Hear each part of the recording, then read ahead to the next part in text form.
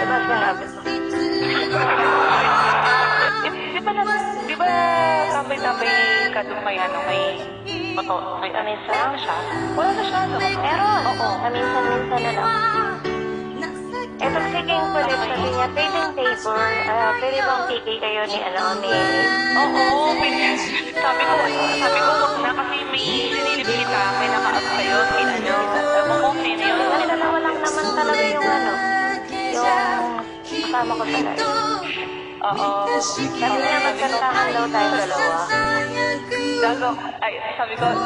Sabi ko sira ka, sabi ko, kilala ko yan, si Ate yan. Sabi ko, yung oo.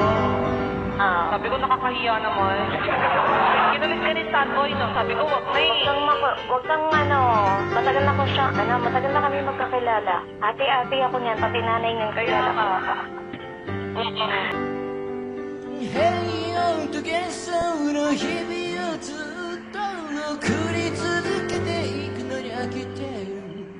Ganyan lang ako.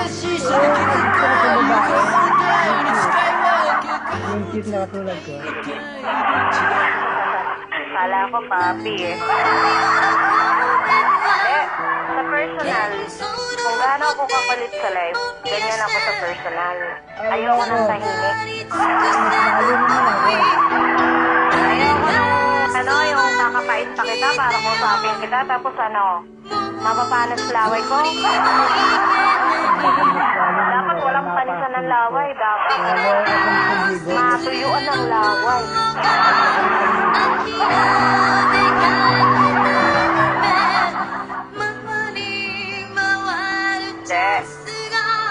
Marami ako naging friends before sa live.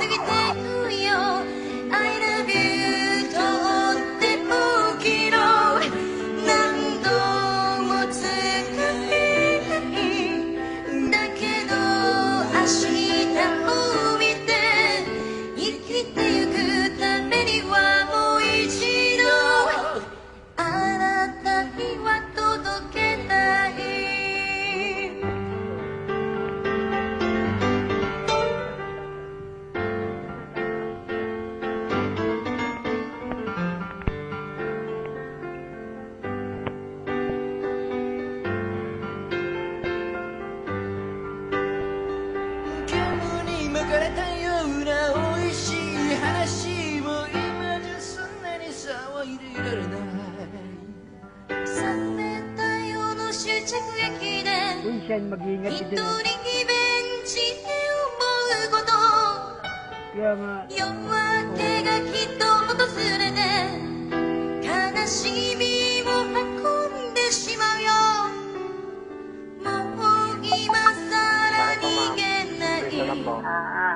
Carry lang, go lang. Joey, ikot mo na ako, Joey. Okay. Joey, ikot mo na ako. Sige lang. Teka, paulit. Sige lang tayo, boy. Bumalik. Paulit. Sinong LGB Starboy? Girl, ikala mo. Sinong Devin si Joey, girl? Si Starboy. Ikala mo. Ako, Angel.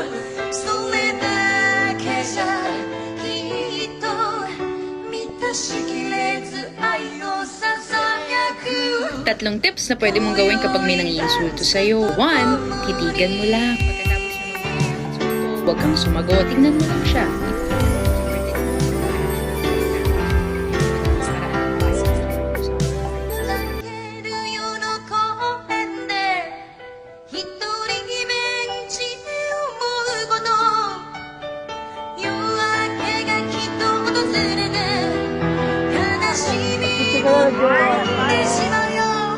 Hindi lang. Ayan, ni Rafael, ni. Hindi, me. Sige na, babay na. Hindi na babalayin natin. Ayan, Timay. Thank you, Timay. Thank you.